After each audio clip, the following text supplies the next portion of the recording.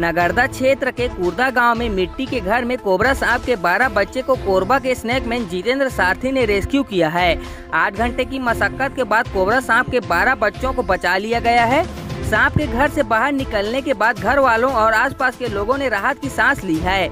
जब घर में सांप निकलना शुरू हुआ तो लोग हैरान रह गए।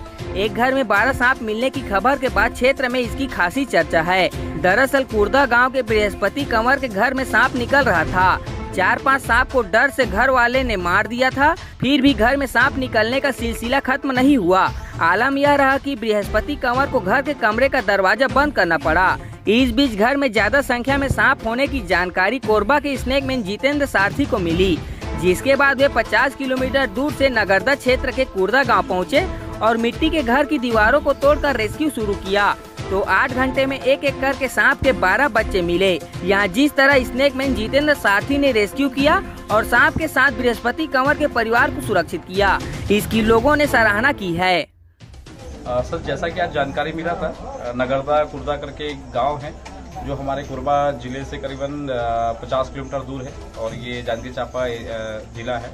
और यहाँ एक परिवार है जो काफ़ी लंबे समय से उनके घर पे सांप निकलने की सूचना मिल रही थी और वो काफ़ी डरे हुए थे।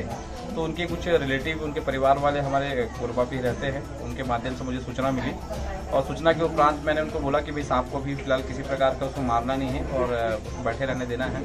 लेकिन घर वालों का कहना ये था कि सांप लगातार निकल रहा है और जिसके करीब 4-5 को इन लोग मार चुके थे और क्या डर का विषय था, इसलिए लगातार मार रहे थे। मैंने उनको मना किया कि भाई मारेंगे नहीं। और वहाँ से फिर हम पूरे कोरबा से पूरी टीम के साथ हम निकले और गांव पहुंच के करीबन 7 से 8 घंटे का जो रेस्क्यू रहा, क्योंकि उसके लिए पूरे घर को तोड़ना पड़ा क्योंकि सांप बहुत ज़्यादा मात्रा में निकलता, वो कोबरा के बच्चे थे।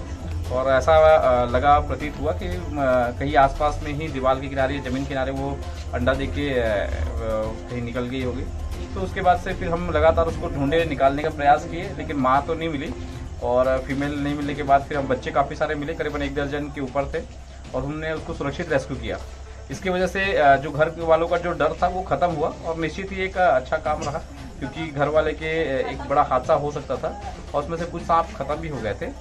और इस तरीके से हमने सुरक्षित गांव वालों को समझाइश देते हुए कि आगे भी इस तरह के सांप को ना मारें, बारिश का समय है, आप लगातार सचेत रहें, सावधान रहें। इस तरीके से हमने रेस्क्यू करके सुरक्षित घर वालों को सुरक्षित किया और साथ ही साथ हमने सांपों को भी सुरक्षित किया।